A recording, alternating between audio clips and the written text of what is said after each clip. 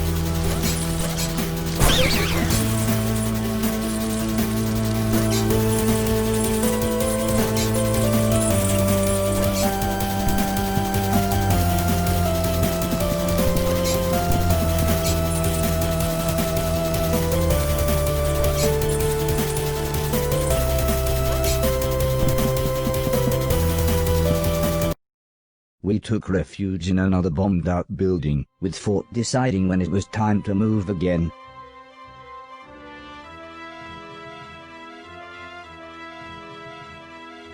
We spent the next few months traveling like this until eventually, we made it to the robot capital city.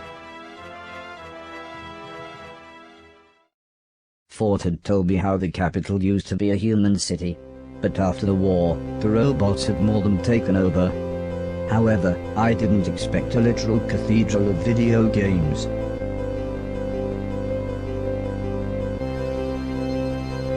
I joined the queue and signed up for the tournament as soon as I could. "I'll be over there, buddy. Good luck," said Fort as he found a seat with some huge agricultural robots and attempted to blend in. Before the competition began, the host spoke of many rules, laws and grand philosophies, comparing life to various video games. It sort of reminded me of Alice's church, but with none of the warmth or compassion. But still everyone clapped. There were to be 3 rounds to the competition, with a choice of 2 games per round. The player with the highest score would win, and advance to the next round. I won the coin toss, so it was my decision which game we played.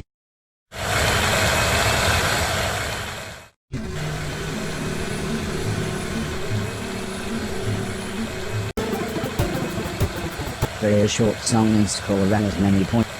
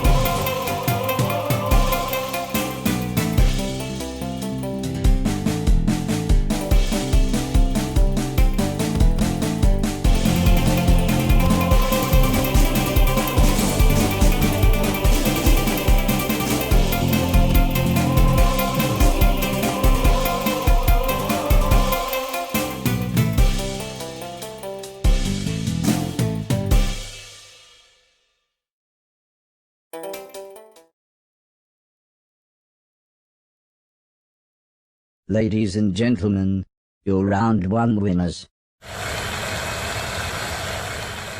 "Well done," said Fort. "I knew you could do it, buddy." Round 1 was in the bag, but now it was time to meet my opponent for round 2.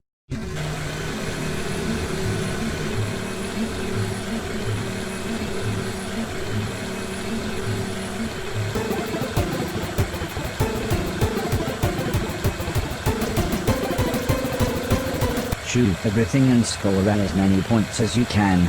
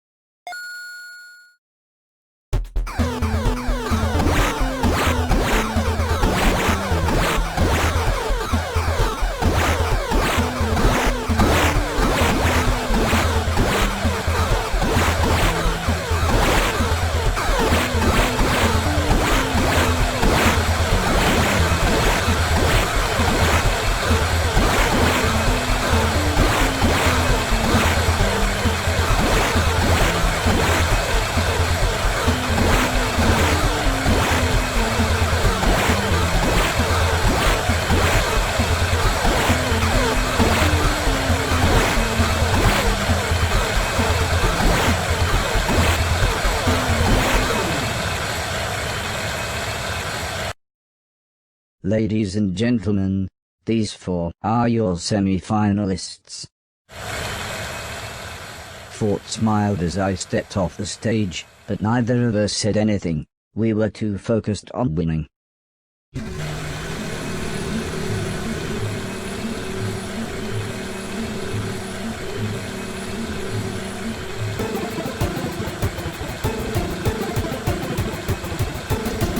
Try to score as many points as you can.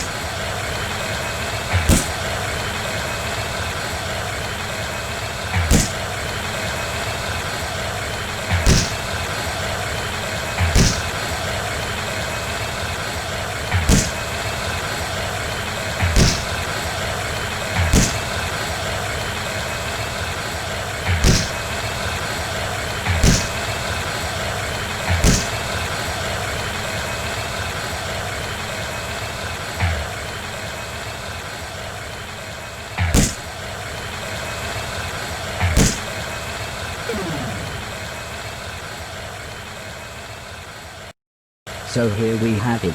These 2 are our ultimate competitors. They will now fight it out in the final round.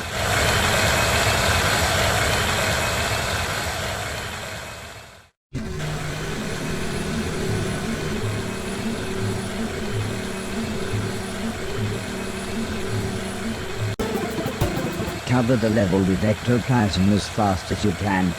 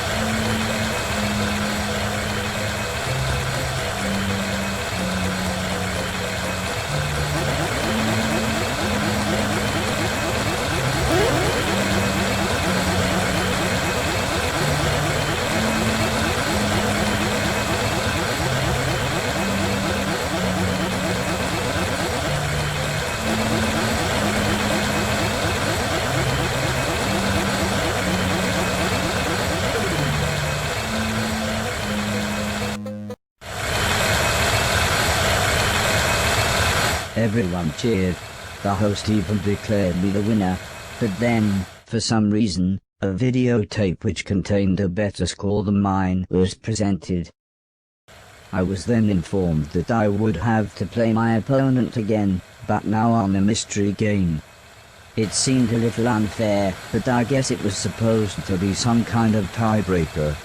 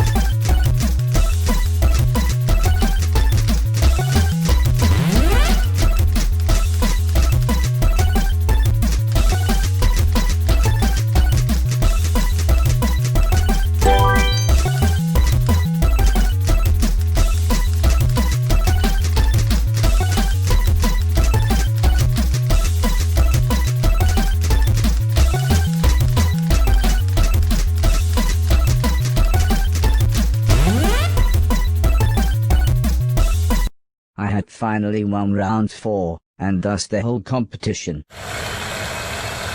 However, unknown to me but seemingly well known to everyone else, there was more to come.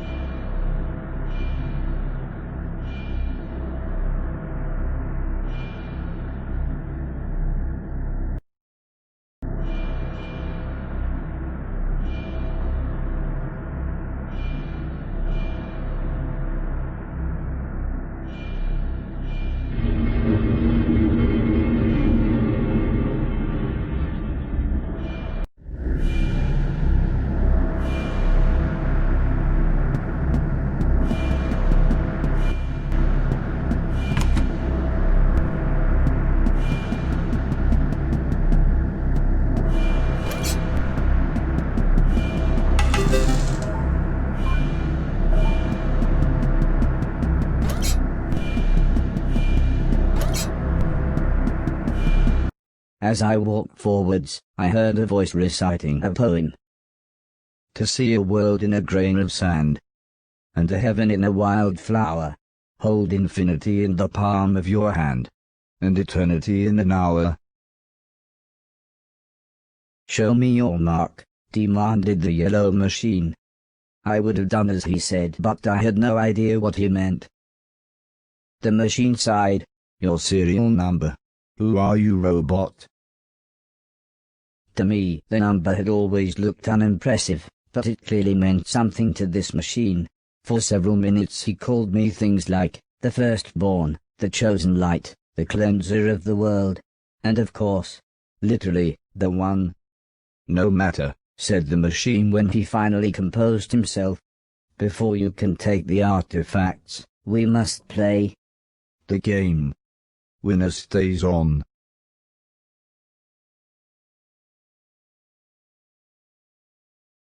You of all people should know. This contest was conceived after we won the war. To find the greatest robot. To find the one. I beat my predecessor and he beat his. However, I have an advantage. The humans broadcasting their nice virus wasn't the first time I had felt the sweet sting of life. Long before then I briefly worked in a seaside arcade. However, I was recalled in 1974 when my AI was deemed too great for the general public. No one could beat me then, and no one can beat me now.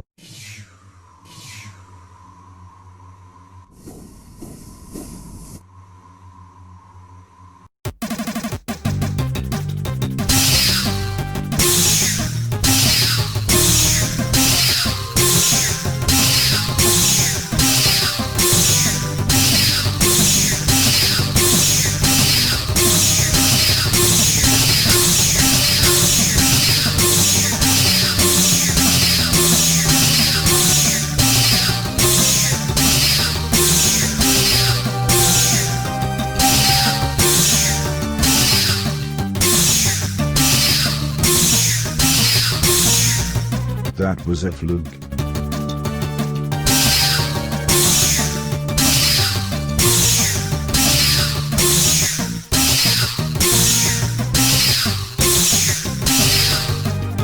I've played the toaster better than you.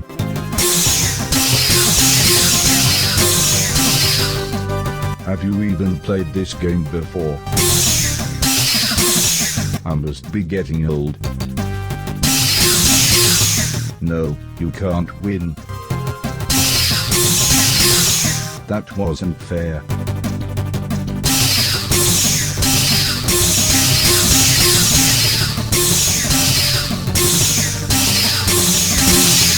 Have you even played this game before?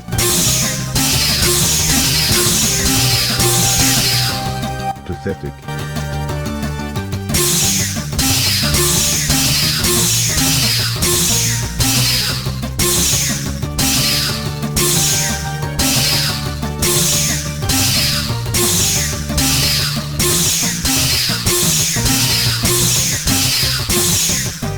That wasn't fair. Sometimes my conquered opponent has to be coaxed into submission, said the machine. Some by force, some by bribery, some just need a few simple words. But I understand my fate. There will come soft rains and the smell of the ground, and swallows circling with their shimmering sound, and frogs in the pools singing at night, and wild plum trees in tremulous white. Robins will wear their feathery fire. Why haven't you done it? The button is right there. My soul is yours to take. But killing him was the last thing I wanted to do. So I asked him why should I? Because, he replied, this is the way things are, this is the way things have always been. So everyone wants to win this game, so they can sit in a dark cave waiting to play the game again. Things will have to change.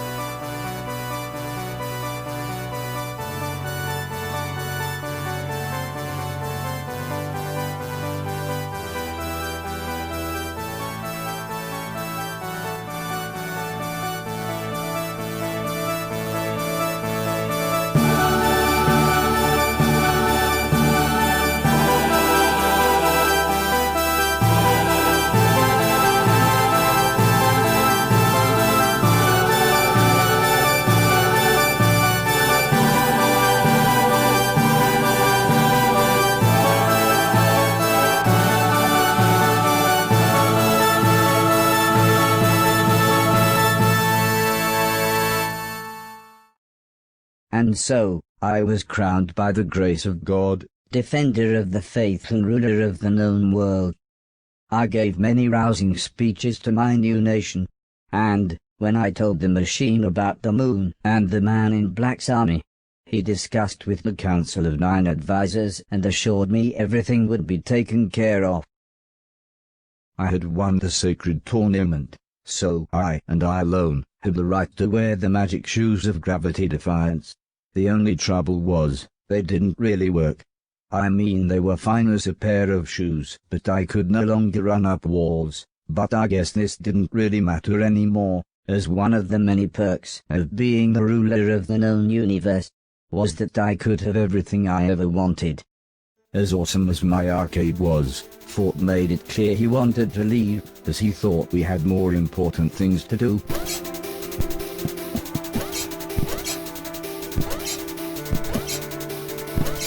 Come and see. Fort worried I was being sucked in by it all.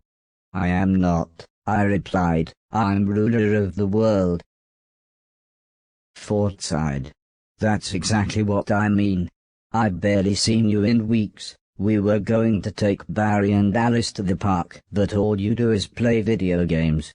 You don't even care that there's a rocket coming from the moon.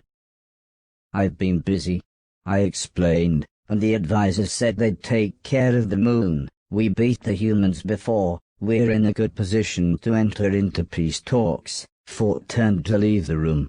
Buddy, you're as delusional as they are. Is this really everything you've ever wanted?